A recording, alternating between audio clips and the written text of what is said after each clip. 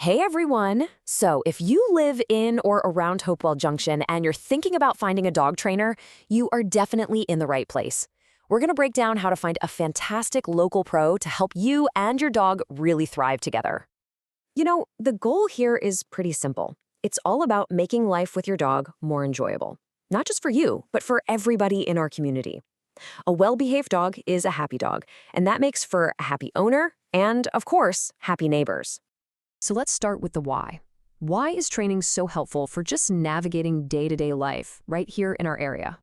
Well, think about it. Life in Hopewell Junction has its own unique rhythm. You want your dog to be able to walk calmly down your street, right? Not get completely frazzled by the traffic on Route 82. Training helps your dog greet neighbors politely instead of jumping all over them. And it makes exploring beautiful spots like the local parks an actual joy, not a stressful chore. It's all about building skills for the real world that you and your dog actually live in. Okay, so before you even open up a web browser and start searching, let's get really clear on what you and your dog are trying to accomplish. So just take a second to think. What is it you really need? Are you starting from square one with a brand new puppy? Do you just need to polish up some basic manners? Or are you dealing with a behavior that's a bit more of a challenge?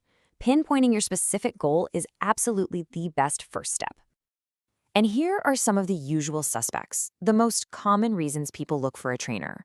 Maybe it's that classic leash pulling that's wearing your arm out, or the jumping on guests every time the doorbell rings.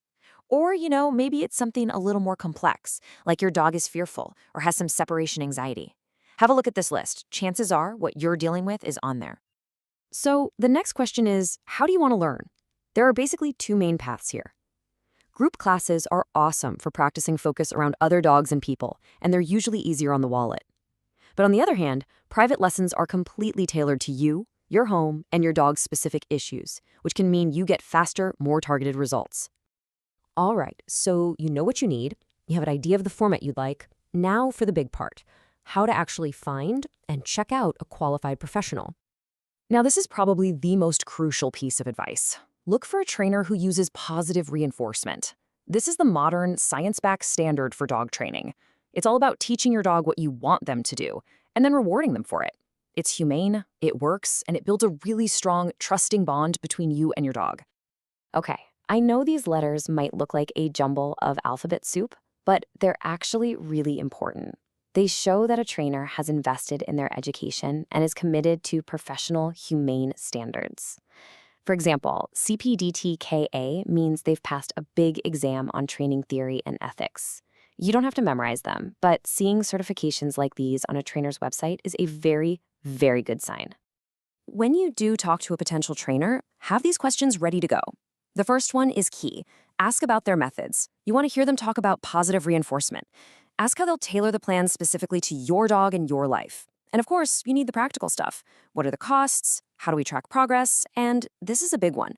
What do I need to do between our sessions? Because honestly, that's where the real learning happens. Speaking of costs, let's dig into the practical details, including what you can probably expect to invest in training right here in our area. Okay, here's a rough look at some typical costs in the area for 2025. As you can see, a set of puppy classes might run you a couple $100. A package of private in-home lessons will be more of an investment. And then for really intensive help, you've got options like a board and train program, but those come with a much higher price tag. This should help you line up your goals with what fits your budget. Okay, let's bring this all back to our community. Good training helps you be a responsible dog owner. So let's just do a quick review of our local guidelines. If you remember just one number from all of this, make it this one, 6. In Dutchess County, dogs in public have to be on a non-retractable leash that's no longer than 6 feet. It's a simple rule, but it gives you so much more control and helps keep everyone, people and other dogs, feeling safe and comfortable. And just a few other key responsibilities to keep on your radar. Make sure your dog is licensed with the county once they're over 4 months old and that their rabies vaccine is current. That's a state law. Also, just be mindful that excessive barking can become a public nuisance issue, which is definitely something a good trainer can help with. All right, so once you and your trainer have started building some skills, you'll need places to practice them in the real world. These local parks are perfect for working on things like leash manners and staying focused when there are other families, new smells, and all sorts of distractions around. And that's really what it's all about. Investing in training isn't just about fixing a problem behavior, it's about making your entire relationship with your dog better. It makes every part of your life together more peaceful and enjoyable. I wish you the best of luck in your search, and I hope you enjoy many, many happy walks around town.